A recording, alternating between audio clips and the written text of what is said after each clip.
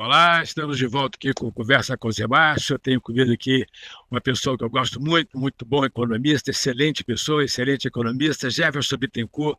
Jefferson Bittencourt hoje é Head de Macroeconomia do Asa Investimentos. Tudo bem, Jefferson? Muito obrigado por ter aceito o nosso convite novamente para estar aqui conversando conosco.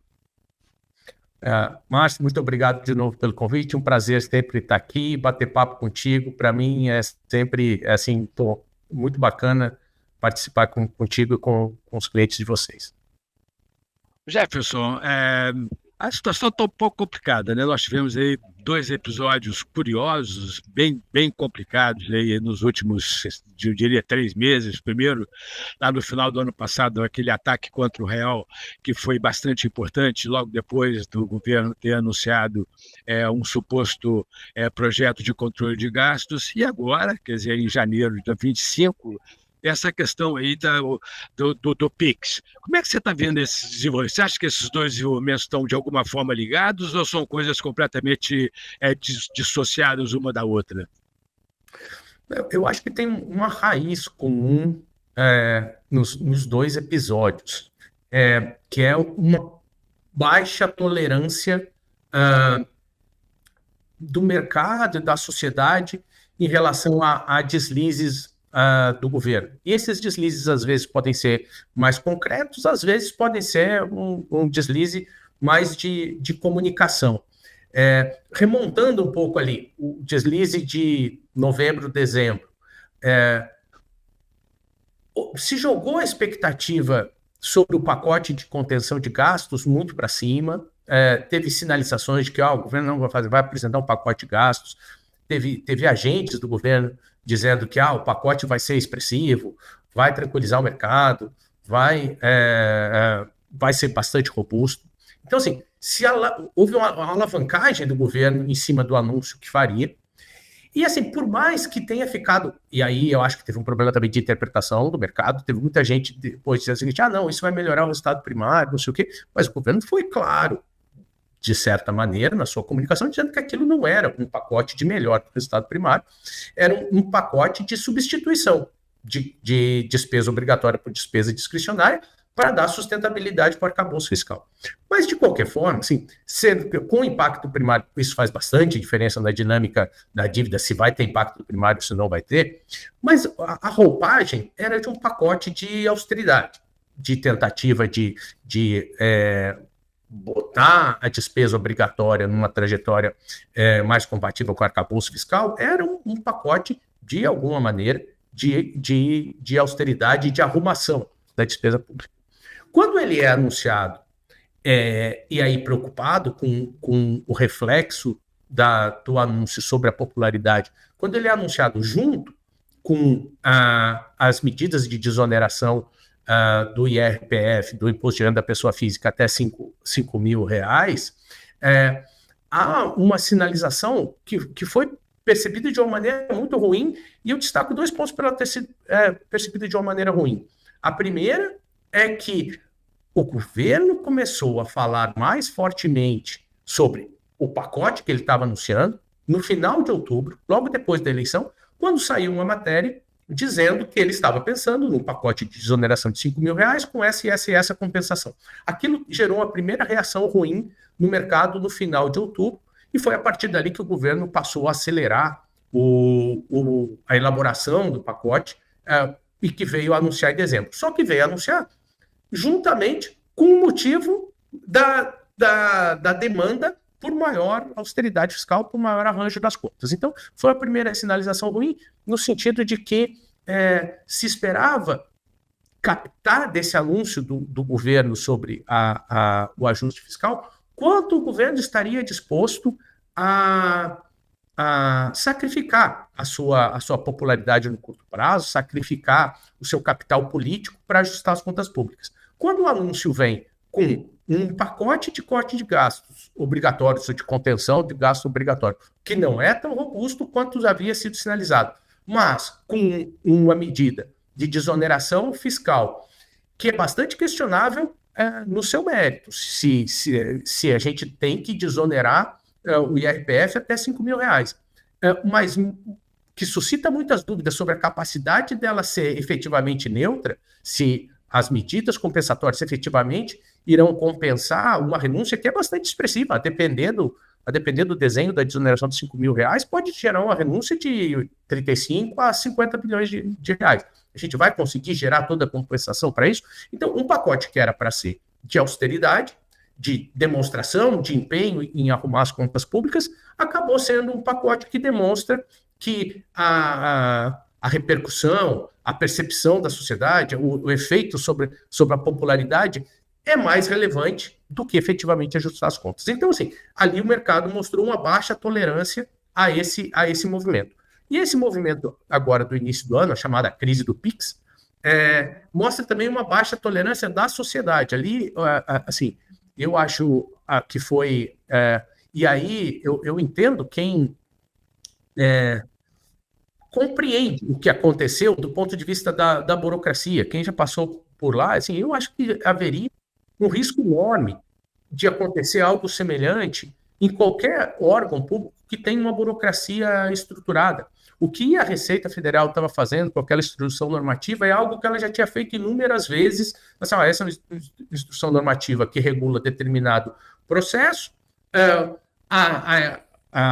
o ambiente econômico, as transações vão se aprimorando e eu preciso ir atualizando essa portaria ao longo do tempo. Isso acontece, processos semelhantes acontecem no Banco Central, acontece no Tesouro Nacional, acontece na Procuradoria da Fazenda, acontece na Receita Federal, na Secretaria de Orçamento Federal, tem uma portaria e tu vai atualizando ela conforme for a necessidade. Bom, tanto que o lag entre a portaria e a reação foram aí de mais de dois meses.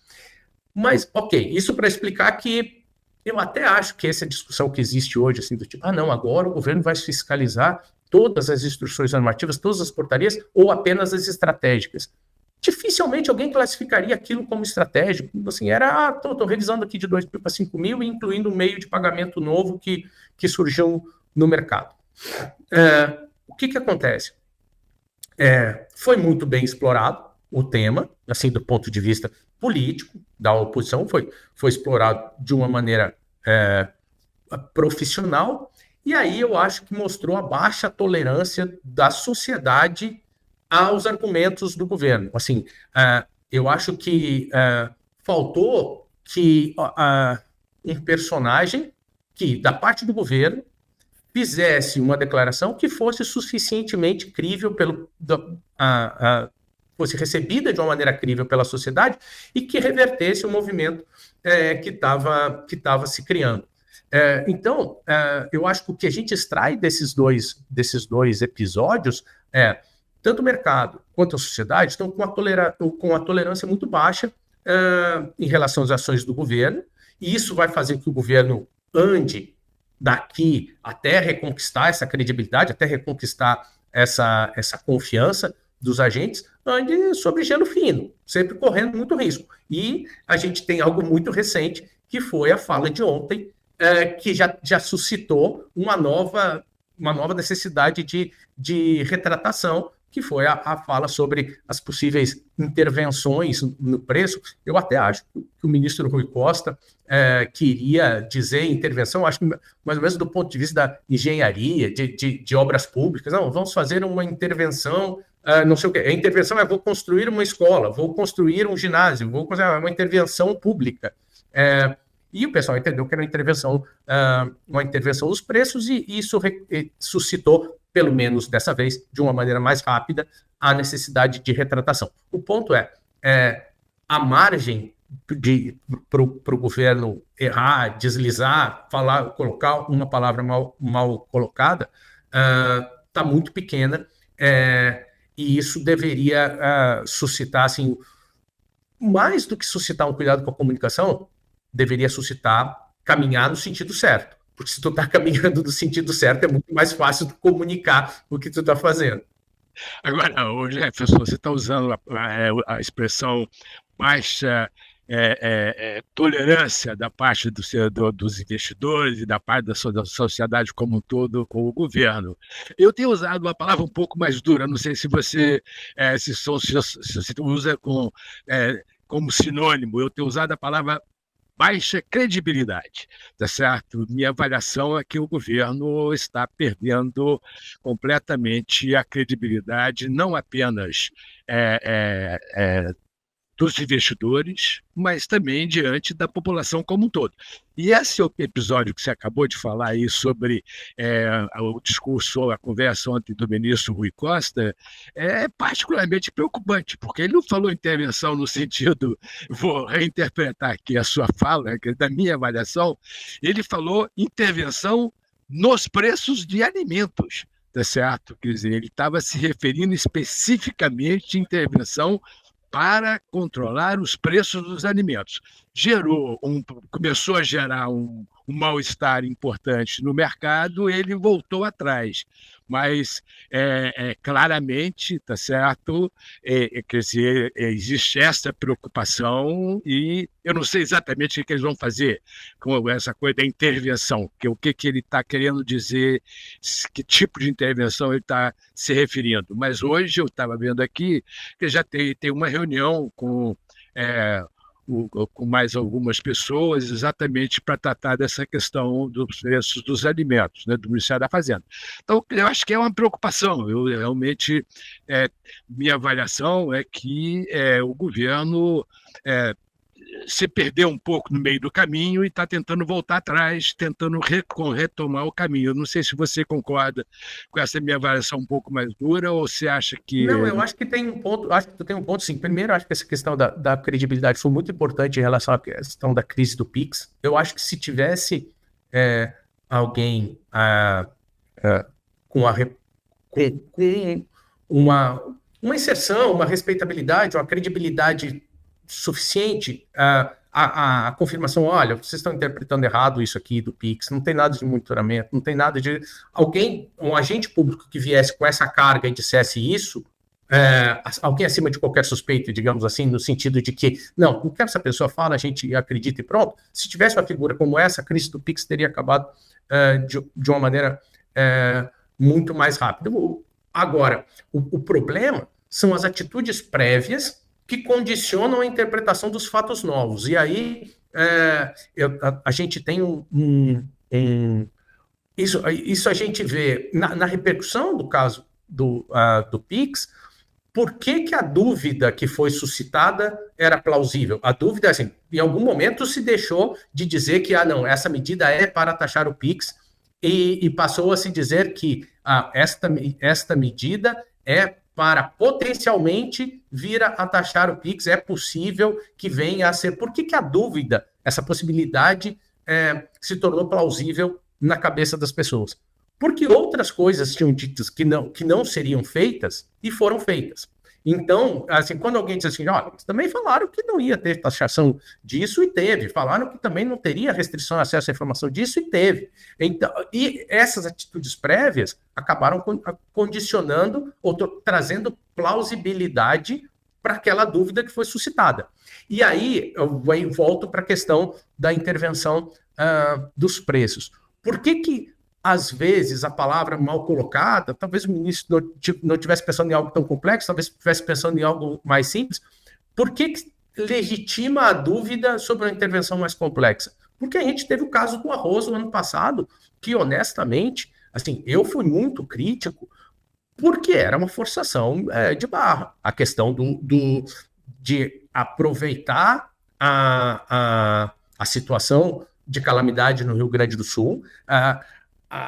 A ideia surgiu quando se tinha alguma dúvida sobre a capacidade de colheita do arroz no Rio Grande do Sul, sobre a capacidade de escoamento do arroz no Rio Grande do Sul. Logo, foi feito um crédito extraordinário na casa de 7 bilhões de reais para viabilizar a aquisição de arroz pelo mundo, a importação, e vender o arroz no Brasil com um preço tabelado em regiões específicas. Foi nesse sentido que eu imaginei a expressão intervenção, no sentido de assim, não, a gente está tendo uma percepção de que o preço está muito alto em determinada região, eu vou levar o arroz dos estoques reguladores do governo para aquela região e vender o arroz lá.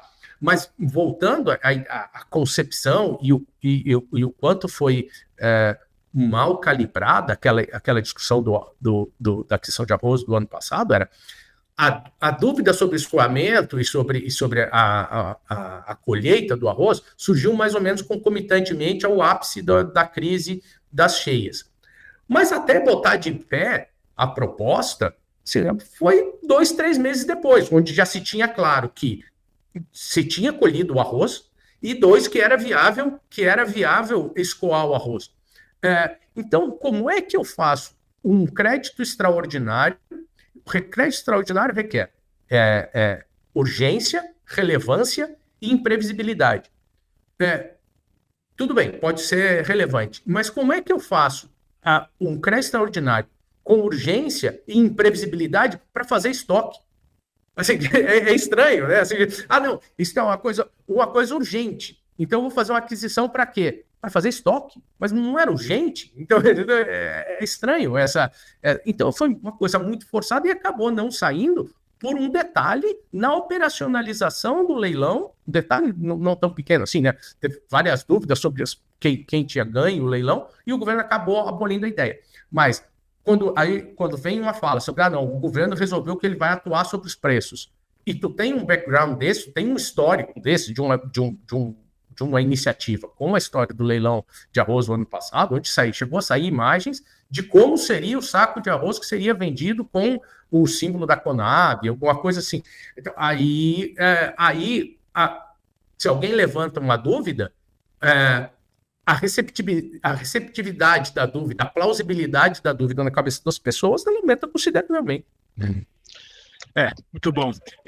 Ô Jefferson, como é que você está vendo aí o cenário fiscal? Quer dizer, se tivemos esse pacote de controle, supostamente controle de gasto lá em novembro do ano passado, você acha que esse pacote vai ser suficiente para estabilizar a dívida como proporção do PIB? Como é que você está vendo esse processo aí do cenário fiscal a partir desse novo arranjo institucional? Bom, assim, eu começo com a seguinte percepção. Eu acho que hoje, e volto a falar sobre dúvidas, eu acho que o forte do cenário de qualquer tema que a gente vai pegar do cenário macroeconômico é dúvida e incerteza. É a inflação, é a reação do Banco Central, é o cenário externo, é o cenário fiscal. Mas eu volto com um ponto que é o seguinte: hoje, 2025 começa, em relação ao começo de 2024, com o mercado com menos dúvidas, assim, achando que a probabilidade de o governo não entregar as coisas que ele se comprometeu no fiscal é menor em 2025. O tamanho da dúvida é menor em 2025 do que era no começo de 2024. Ou seja, quais são as coisas que o governo se comprometeu? O governo se comprometeu com uma meta de primário na LDO e se comprometeu com o limite de gastos no arcabouço fiscal. 2024 começou com sérias dúvidas, com certeza de que a meta mudava, com sérias dúvidas sobre se o governo cumpria o limite. 2025, não acho que há um consenso de que será cumprido. Esses compromissos, ambos compromissos serão cumpridos. Acho que está longe disso. Mas o nível da dúvida é menor. Assim, eu entendo que a percepção de mercado é que o nível dessa dúvida é menor e tem até razões macroeconômicas para essa dúvida ser menor. Por exemplo, a inflação, que ajuda a cumprir a meta. Mas se, por um lado, esse nível de dúvida sobre a capacidade do governo de entregar os compromissos é menor, a certeza de que esses compromissos são absolutamente insuficientes para controlar a trajetória da dívida, essa se ampliou consideravelmente. Então, assim, tem menos dúvida que o governo consegue cumprir os seus compromissos. E há uma certeza muito maior de que esses compromissos são insuficientes. E eu acho que esse é um ponto fundamental, porque a percepção que eu tenho é que nas falas sobre esse assunto, é que o governo vê como suficiente entregar os compromissos que ele assumiu na LDO e no arcabouço fiscal. E aí tem um ponto que é fundamental para a gente analisar a dinâmica fiscal daqui para frente. Digamos que Quando esses compromissos foram assumidos, no arcabouço fiscal lá em agosto de 2023, na revisão da LDO em abril de 2024, que gerou uma repercussão bem ruim do mercado em relação à meta, justamente a meta de 2024 e 2025, que o governo revisou para baixo. Né? Isso, a meta mudou para baixo. Isso. Então a meta mudou em abril de 2024. Digamos que esses compromissos assumidos fossem suficientes para gerar um fiscal mais ou menos equilibrado. Não era, nunca foram, e é só uma maneira muito fácil da gente ver isso. É só a gente olhar a inclinação das projeções para a dívida pública desde, sei lá, final de 2022, até a inclinação das projeções de dívida pública sempre foi assim, sem nenhum sinal de convergência. Então, assim, os compromissos assumidos lá atrás nunca foram suficientes para gerar uma projeção de dívida que convergisse em algum momento. Mas digamos que eles tivessem sido suficientes lá entre o segundo semestre de 2023 e o primeiro semestre de 2024. O contexto mudou brutalmente. Então, aqueles mesmos compromissos que foram assumidos naquele cenário macroeconômico não seriam mais suficientes para gerar um fiscal minimamente confortável no contexto atual. Um ciclo de taxa de juros muito mais alto, que vai se refletir numa atividade mais fraca, com um cenário externo muito mais volátil e provavelmente muito menos auspicioso. Então, se aferrar, se prender no fato de que eu estou entregando os compromissos que eu assumi diante desse cenário, me parece muito pouco. Principalmente que teve um solavanco aqui, já a taxa de juros volta para um patamar razoável, já o crescimento volta para um patamar razoável, o cenário, eu não vou reagir, eu vou deixar o fiscal piorar ali 1 ou 2 anos, porque depois a gente volta para a trajetória de sustentabilidade. Não, o problema é que a trajetória nunca foi de sustentabilidade, sob a égide desse ferramental fiscal, desses compromissos que foram assumidos, a trajetória nunca foi de sustentabilidade, e o cenário se deteriorou profundamente. Então, se prender nesses compromissos é muito pouco em relação ao que a gente necessita para ter conforto em relação à nossa trajetória de sustentabilidade. Concordo inteiramente. Na verdade, a questão o aumento da taxa de juros dos títulos brasileiros é uma coisa muito impressionante. Né? A gente está com taxa de juros de 15% em praticamente todos os vértices, e ele está lá, fica 14,90, 15,100, tá certo? É uma coisa que isso certamente torna o cenário fiscal muito mais complicado do que antes. Eu acho que esse é um ponto importante. Agora, tem um cenário internacional também bastante difícil, né? Como é que você está vendo aí a posse do Trump? Quer dizer, o presidente Trump acabou de tomar posse, existe uma avaliação aí de alguns analistas de que ele está fazendo,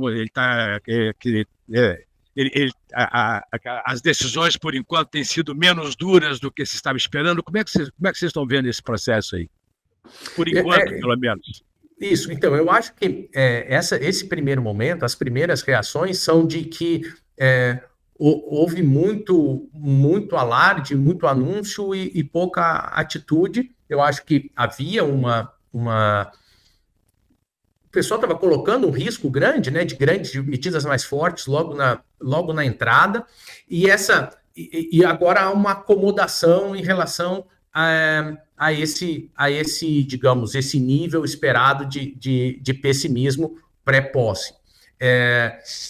Agora, eu não consigo ver um cenário de baixa incerteza, de baixo risco daqui para frente, no seguinte sentido.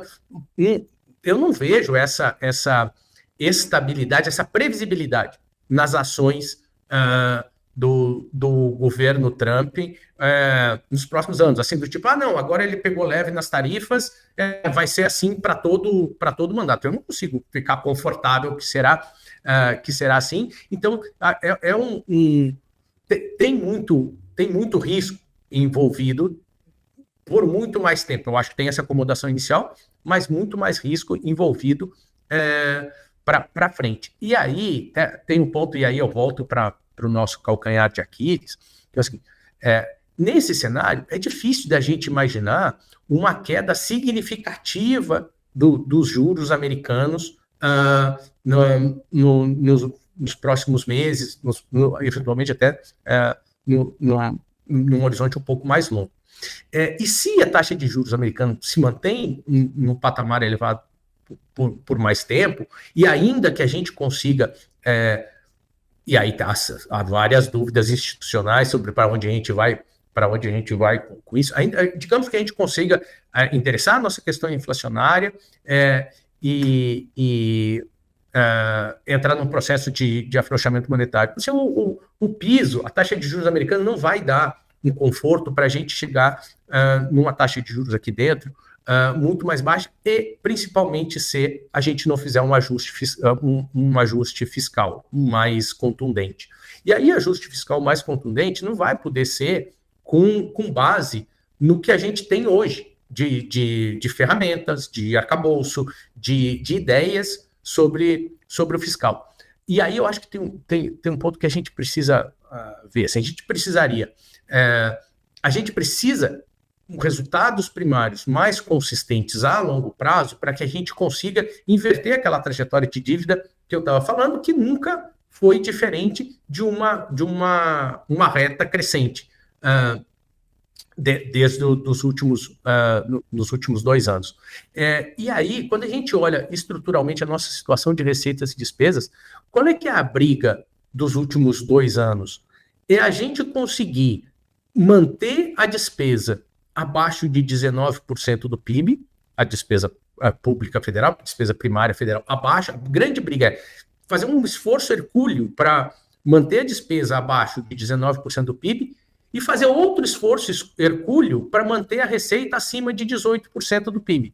Então, assim, se eu estou fazendo todo esse esforço para isso, para ter a despesa um pouquinho abaixo de 19%, a receita um pouquinho acima de 18%, eu estou fazendo um esforço hercúleo para tentar ficar próximo de um déficit zero, quando a gente precisava de um superávit na casa de 2% do PIB para estabilizar a dívida. Então, com esse ferramental, para enfrentar esse cenário de juros internacionais potencialmente mais alto, potencialmente um cenário mais estressado, a gente precisaria ter mais margem no fiscal e a gente, na verdade, está nos boxes, está saindo dos boxes no fiscal nessa corrida. Porque se a gente olha outros países, e a gente é um país, comparado com nossos pares, com uma carga tributária elevada e com um nível de despesa elevado, principalmente despesa obrigatória. Quando a gente vê países, na média, o que os países têm? Uma carga tributária menor, que dá margem o potencial aumento da arrecadação não é tão difícil quanto aqui, onde a carga tributária já está muito elevada, e tu tem mais despesa discricionária para flexibilizar ali, reduzir um pouco o teu gasto. Então, nesse sentido, a nossa competição para ajustar o fiscal em relação aos nossos pares, em relação a outros emergentes, ela é difícil por conta dessa característica. Assim. A gente já está com a carga tributária alta, é só a gente ver. Essas coisas não são só o número, né? Não é só o número da carga tributária. É como é que a sociedade reage a isso, a sociedade, o Congresso, e a gente está vendo a sociedade reagir a isso, o Congresso reagir a isso. Então, esse ponto da carga tributária é um limitador para o nosso ajuste mais rápido. E outro limitador é o nosso tamanho de despesas obrigatórias. Então, o que eu vejo é um cenário internacional, por mais que tenha um alívio de curto prazo agora, de ajuste, de acomodação das expectativas, um cenário internacional pouco auspicioso para frente, e a gente com grande dificuldade de fazer os ajustes internos que são necessários para enfrentar esse cenário externo. Agora, Jefferson, realmente você tem toda a razão. Na verdade, o que aconteceu lá no final de 2023 e início de 2024, com a tentativa do ministro da Fazenda de reonerar as folhas de pagamento e tal, e acabar com o PS, que não conseguiu, que o Congresso não permitiu, tá certo? Mostra reação em relação a essa tendência, a essa tentativa de aumentar a carga tributária. Da mesma forma, agora com a coisa do PIX também foi exatamente a mesma coisa, né? Quer dizer, a avaliação da parte da sociedade de que, na verdade, a instrução normativa ia aumentar a carga tributária gerou aquela reação forte aí contra a norma, tá certo? Ou seja, a sociedade está sentindo que a carga tributária está no limite. Então, é difícil aumentar a carga tributária. Por outro lado, o governo quer aumentar gastos, tá certo? E gastos obrigatórios. Tem uma coisa muito importante, né? Quer dizer, a gente gasta, você sabe melhor do que eu, 60 e poucos % do orçamento com programas sociais. E, quer dizer, a ideia do governo é aumentar esses programas sociais. Como é que compatibiliza essas duas coisas? Você acha que tem alguma forma de compatibilizar essas duas vontades, tá certo? Quer dizer, a resistência da sociedade de aumentar a carga tributária combinado com o desejo do governo de aumentar gastos obrigatórios? É bem difícil de compatibilizar e ainda tem um agravante, né? Não é só o desejo, parece que não está só nos programas sociais e em gastos obrigatórios. A medida da desoneração do imposto de renda para quem ganha até R$5.000, ela vai no mesmo sentido, só que pelo lado da receita. Porque se a gente for pensar, assim, R$5.000 é mais do que a renda média brasileira. Então, 80% dos trabalhadores ganham igual ou menos de 5 mil. Isso. E aí o ponto é, eu estou desonerando quem ganha mais do que a média, assim, independente da questão da compensação, eu acho que tem muita... vamos separar o que foi anunciado em duas coisas, a isenção e a compensação. Do ponto de vista vamos olhar isoladamente essa questão da isenção. Essa ideia de fazer grandes desonerações do imposto de renda, ela é antiga. Essa ideia surgiu, assim, uma das primeiras que eu lembro 2017, 2018, surgiu a ideia, 16, 17, mais ou menos 2016, 2017, tinha a ideia, então vamos desonerar o imposto de renda até R$3.000. E aí foi feito um grande trabalho interno, e aí eu acho que uma coisa que o pessoal sabe, as grandes coisas que as pessoas fazem do governo, a maior parte não são reconhecidas, porque as grandes coisas são evitar que sejam feitas coisas e não fazer coisas exatamente. Então, assim, uma das coisas que se evitou foi isso, a ideia que tinha de desonerar até R$3.000. Então, vamos olhar a desoneração isoladamente. Faz sentido a gente estar desonerando quem ganha mais do imposto de renda, quem ganha mais do que a média? Não parece fazer sentido. E aí, quando a gente olha a compensação, e aí vem o ponto que tu falaste, tu desse um rol aí, que eu acho que o governo conseguiu evoluir muito, assim, em relação ao que eu imaginava, de recuperar a base tributária em relação ao que eu achava que teria de espaço político. O governo conseguiu tributar fundo exclusivo, conseguiu tributar offshore, conseguiu limitar a compensação tributária, conseguiu um monte de coisas, só que como quase tudo na vida, os rendimentos marginais são decrescentes, né? Assim, cada vez vai conseguindo menos a um custo político maior. E aí a gente chega, não, tá bom, se cada vez está conseguindo menos com custo político maior, como é que vai conseguir a compensação que se pretende para fazer essa desoneração? Ou seja, o objetivo de gerar novos programas e novos benefícios continua ali. E eu acredito que, assim, se tem uma coisa, quase inexorável que esse projeto vai ser apresentado, da desoneração até R$5.000, o desejo continua ali, ele vai se apresentar, só que a compensação vai entrar nessa curva de rendimentos marginais decrescentes, assim, vai entrar no Congresso a tolerância marginal do Congresso a novos aumentos de impostos vai estar lá em cima, e o custo político de implementação vai ser muito alto. Qual é o risco que foi percebido quando esse programa foi anunciado? O risco da compensação não sair e a gente já sair dessa discussão, que era para ser uma discussão de austeridade fiscal com um desequilíbrio fiscal maior ainda. Jefferson, muito boa conversa, muito obrigado por ter aceito nosso convite novamente, tá certo? Muito bom mesmo. Então é sempre um prazer ter você aqui conosco. Muito obrigado. Zé Márcio, muito obrigado. Estou sempre à disposição da Genial de vocês aí quando vocês quiserem conversar. Sempre um prazer. Ok, muito obrigado. Um abraço.